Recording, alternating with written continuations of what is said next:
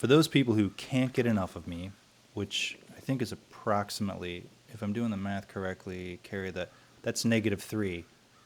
Well, for those people, I occasionally do product demos for Tech Tool Supplies channel. They're a Michigan-based distributor of low-voltage tools and equipment specializing in cable, satellite, CCTV, home theater, blah, blah. I think maybe 1 or 2 subscribers knew that. So they sent me the newish tech backpack, the Veto Pro Tech Pack, to check out and do an overview of. I get a nickel every time I say the word tech and then get called old every time I say nickel.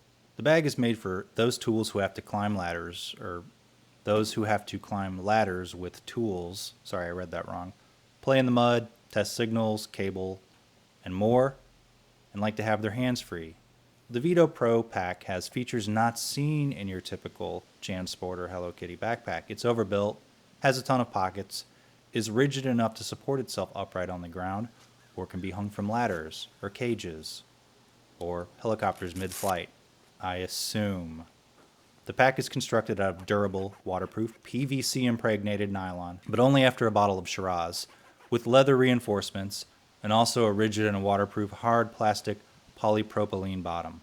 The bottom allows you to set it on the ground like a toolbox, so it doesn't tip over and keeps your bag from getting wet because it's plastic. Again, rigid is the key word here, or erect if that's your thing. So let's look at all the features, unless you have something better to do. I hope not. It'd make me feel bad if you did. Let's strap on.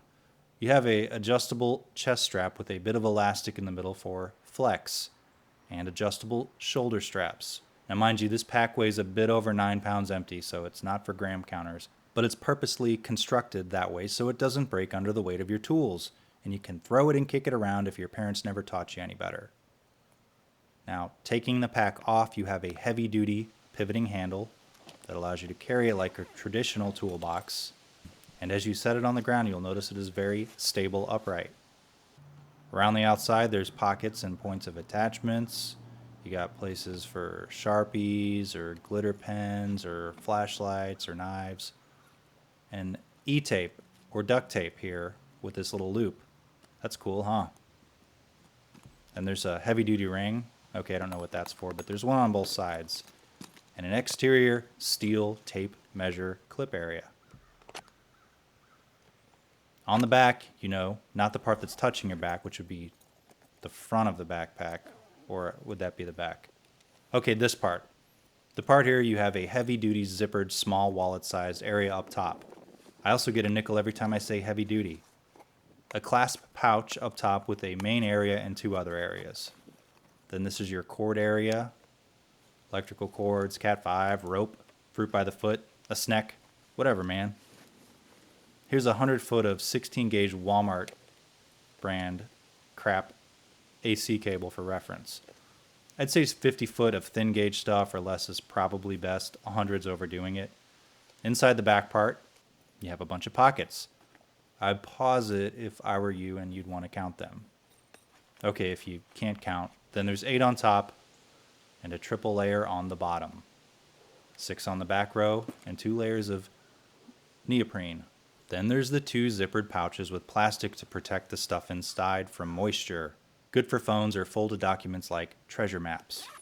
You can clip this open like this, and you have a very light working tray to set stuff with a magnetic screw holder, as long as you hit the right spot here. You can set things on it, but probably not right on it.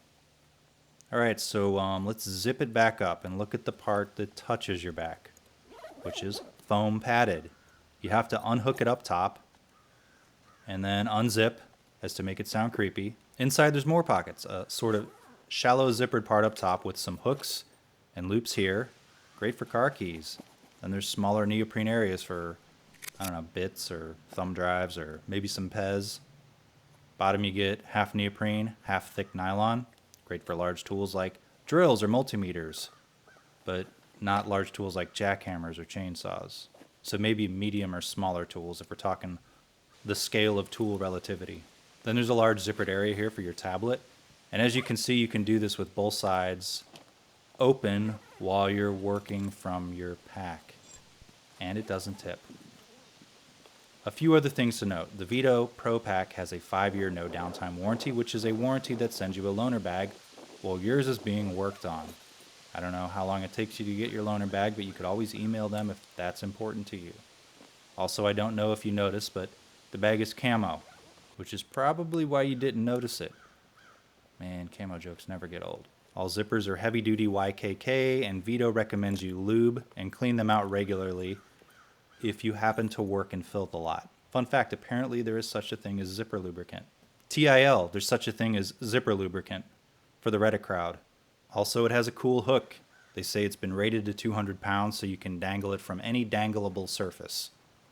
All rivets are marine grade and the D-hooks are powder coated, so don't worry about these hooks.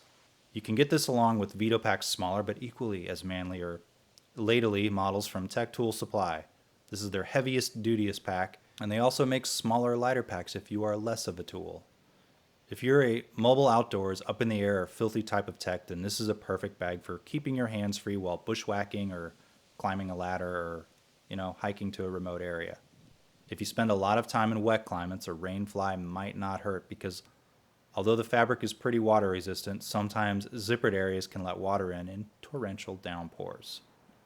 Anyway, if you like this review and outdoor gear reviews and overviews, subscribe, like, comment, check out a few of the videos I did for Tech Tool Supply over at their channel, and check out their website if you're an install tech of any kind. Thanks to them for providing this for overview. Thanks for watching.